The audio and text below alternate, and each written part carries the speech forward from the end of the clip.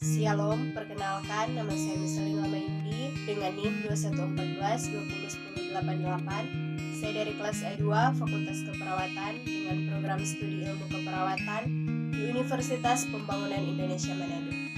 Tujuan pembuatan video ini adalah untuk memenuhi beban tugas ujian tengah semester mata kuliah keperawatan anak 1 dengan dosen pengampu Nurse Sisviani Sarimin, SKEP MKEP, spesialis keperawatan anak.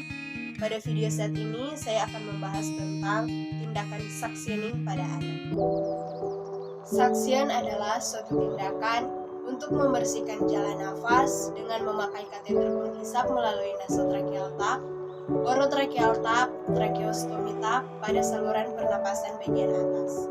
Tujuan dilakukan suction adalah untuk menjaga kepatenan jalan napas dan membuang sekret berupa saliva dan cairan paru, darah, cairan muntah, atau benda asing yang terletak pada jalan napas.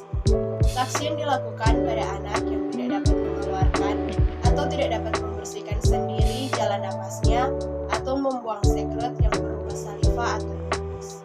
Jenis suction yang pertama ada oropharyngeal suction, yaitu penghisapan yang dilakukan melalui mulut hingga ke bagian belakang tenggorokan. Kemudian ada nasopharyngeal suction, yaitu melakukan penghisapan dengan memasukkan kanul melalui satu lubang hidung. Kemudian ada endotracheal suction, yaitu melakukan penghisapan di dalam selang endotracheal. Komplikasi yang bisa terjadi pada suction yang pertama adalah hipoksia, yang kedua trauma jaringan, yang ketiga menurunkan nadi, dan yang keempat bisa terjadi bronkospasme. Prosedur melakukan suctioning pada anak. Yang pertama ada alat dan bahan, yaitu mesin suction, kateter suction yang pada neonatus dan infant berukuran 5-6 F, toddler 6-8 F, dan anak-anak 8-10 F. Kemudian ada NaCl atau cairan DTT, sarung tangan steril, tisu, cairan klorin, water gel, APD, oximetri, tabung oksigen, dan yang terakhir adalah stetoskop. Setelah alat dan bahan telah tersedia, kita masuk ke dalam tahapan tindakan. Yang pertama ada tahap prainteraksi. Pada tahap prainteraksi, kita mengecek status klien, yaitu status catatan keperawatan dan catatan medik klien. Kemudian kita menyiapkan alat dan bahan, kemudian menyiapkan diri perawat. Kemudian yang kedua ada tahap orientasi.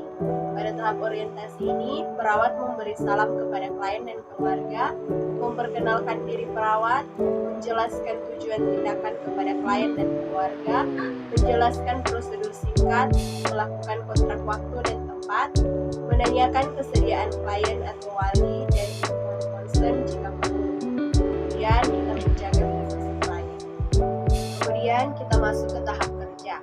Yang pertama mencuci tangan, kemudian dekatkan tabung oksigen, posisikan pasien dalam posisi berbaring, miring atau semi-cooler untuk menghindari muntah dan aspirasi. Kemudian cek saturasi oksigen pasien dan berikan free oksigen jika diperlukan. Nyalakan mesin suction dan atur tekanan. Pada neonatus 8-11 kPa or 60-80 mmHg. Kemudian pada infant 11-13 kPa or 80-100 mmHg. Kemudian pasang APD berupa masker jika diperlukan. Buka ujung plastik ke bawah kateter suction dan sambungkan ke selang mesin suction. Pasang handscoon steril di tangan kanan dan keluarkan kateter suction dari kemasan, kemudian ukur dari hidung hingga telinga pasien. Cek kateter dan selang suction menggunakan cairan NaCl. Kemudian lumuri kateter suction dengan gel. Masukkan kateter suction ke hidung dan tutup lubang hidung selang suction menggunakan tangan kiri. Putar-putar kateter sembari ditarik keluar dari hidung. Untuk durasi pada anak-anak 5-10 detik. Setelah itu tunggu 30 detik, kemudian bilas kateter suction menggunakan NaCl atau cairan DTT, kemudian ulangi menghisap lendir di hidung. Observasi saturasi oksigen, jika menurun berikan oksigen tambahan. Bilas kateter menggunakan NaCl atau cairan DTT, kemudian hisap lendir yang ada di mulut, observasi respon klien, dan matikan mesin suction. Rendam kembali kateter dan handphone bekas pakai ke dalam larutan klorin. Bersihkan mulut dan hidung pasien menggunakan tisu, kemudian auskultasi paru-paru pasien. Yang terakhir, perawat mencuci tangan.